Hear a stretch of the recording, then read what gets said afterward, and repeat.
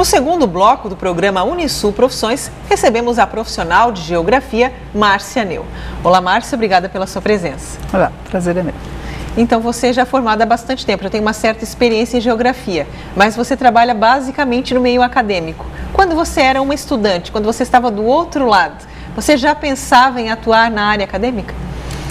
Eu comecei a fazer o curso de licenciatura aqui na Unisul, em Geografia. Eu imaginava seguir a carreira docente mesmo, né? E depois, com o passar do tempo, eu comecei a perceber a grande dimensão que a Geografia tem como área de conhecimento, como profissão. E aí comecei a fazer o mestrado, doutorado, né? E hoje trabalho, além da docência, né, com pesquisas também socioespaciais, pesquisa socioeconômica, né? Sou credenciada ao CREA, tenho inclusive a carteirinha, né, de profissional do CREA, que é uma outra situação que é importante os profissionais de geografia perceberem, que é uma profissão reconhecida, né? Reconhecida nacionalmente. Para terem uma ideia, existe uma associação de geógrafos desde 1930, a AGB, né? Mas ela só não é um órgão que permite o credenciamento, como é o CREA, porque ela também tem ingresso de alunos. Então, a AGB também é formada por estudantes, né? Então, ela não é um órgão de classe como é o CREA, por exemplo. Então, a geografia compõe o CREA, assim como os agrônomos, os engenheiros, os arquitetos. A arquitetura acho que formou agora um conselho também, né? A maioria dos alunos, agora você como professora, a maioria da sua turma, dos alunos que você leciona, eles preferem, a maioria já está interessada em sala de aula ou eles preferem essa questão da pesquisa ou a área empresarial, como o Alexandre também mencionou? Sim. É misto, assim, nós até estamos, o Alexandre esqueceu de mencionar, nós estamos também no movimento de criar o bacharel, né, em geografia. Então, nós trabalhamos na licenciatura, né, e o bacharel, ele tem algumas horas a mais, né, para o estudante, já na própria graduação, poder fazer a carteirinha do CREA, por exemplo, né, e com essa carteirinha ele atua em vários estudos de análise socioespaciais, em várias empresas, né, que não só a docência. E essa questão do empreendedorismo no curso de geografia também é possível? Os alunos também podem montar o seu próprio ambiente de trabalho, de repente criar a questão das pesquisas? Hoje o Brasil está vivendo um momento com um grande potencial, né, de indústrias e de produção, organização de estradas, o PAC, né, que está movimentando o Brasil inteiro, transformando o Brasil num verdadeiro canteiro de obras. Então não se faz nenhuma obra, né, que não se faça uma análise socioespacial, né? A análise ambiental é fundamental para que essa obra seja liberada. Então, esse tipo de empreendimento, ele exige a participação de um profissional da geografia também, né? Assim como a arqueologia, assim como o próprio historiador, que vai compor as equipes. Mas a geografia é fundamental para fazer essas análises. Então, é um campo muito promissor que o geógrafo pode também construir a sua própria empresa, né? E começar a trabalhar com esse tipo de licenciamento, por exemplo. A maioria são homens ou mulheres que procuram pelo curso de geografia? Olha, a gente tem assim metade, porque a metade geralmente é meio a meio. Por quê? Porque é uma área, geralmente as pessoas imaginam assim que a geografia ela é mais complexa que muitas áreas das humanas, né? A geografia ela é uma ciência que ela está entre as humanidades e entre a ciência da natureza. Por quê? Porque ela olha para o ser humano, né, na sua formação no ambiente e ela trabalha com a questão da natureza em si, né? Então ela é um pouco mais exata em alguns aspectos, né?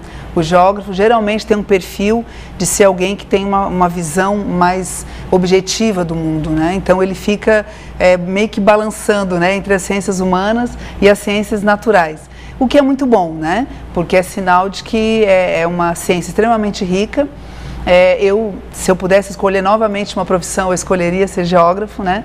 Tamanha a paixão que eu tenho. Eu digo aos meus alunos que quando a gente começa a fazer um curso, pela formação que a gente tem no ensino médio, não nos dá a dimensão do que é a ciência, né? Ela é muito, muito mais rica do que a gente imagina.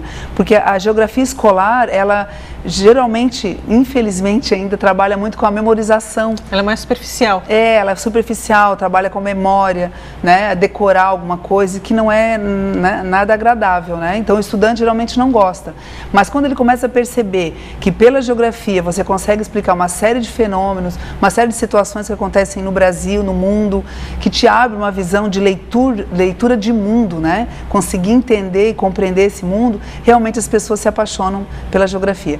Eu, assim, o ideal que eu tenho de educação, eu imagino que pelo menos 2 anos, todos os profissionais universitários deveriam ter uma boa base geográfica do mundo, né? Uma visão geográfica mais geral, para depois escolher seus cursos, porque dessa forma você forma um cidadão, né? Porque a gente sai do ensino médio muitas vezes sem conseguir ler um jornal e entender o que está nas entrelinhas, porque, né, a gente às vezes vai pela ideia que está ali, mas tem muito mais coisa por trás que uma boa visão de um geógrafo consegue compreender.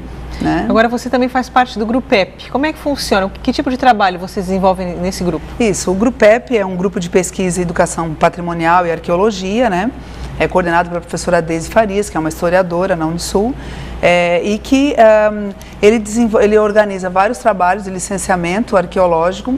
Eu já trabalhei ali com licenciamento socioeconômico, né, dentro do licenciamento ambiental, e atualmente, até em função do meu tempo, né, que eu não tenho tanta disponibilidade, eu tenho trabalhado mais com a educação patrimonial. Então, discutindo com os professores a importância da valorização do seu patrimônio, da sua comunidade, né, mas mais esporadicamente em função das atribuições que eu tenho, né, como professora e como gestora. Né? Como é que são os alunos de geografia? Atualmente os alunos são cada vez mais críticos, eles exigem ainda mais dos professores. Como é que está no seu caso? Os alunos gostam muito da prática, né? Então a gente sempre está demonstrando que as coisas têm que caminhar junto, né? A teoria e a prática. Mas são jovens que estão num momento muito diferente, né, do que foi a minha fase, porque eles já têm são nativos da tecnologia, né?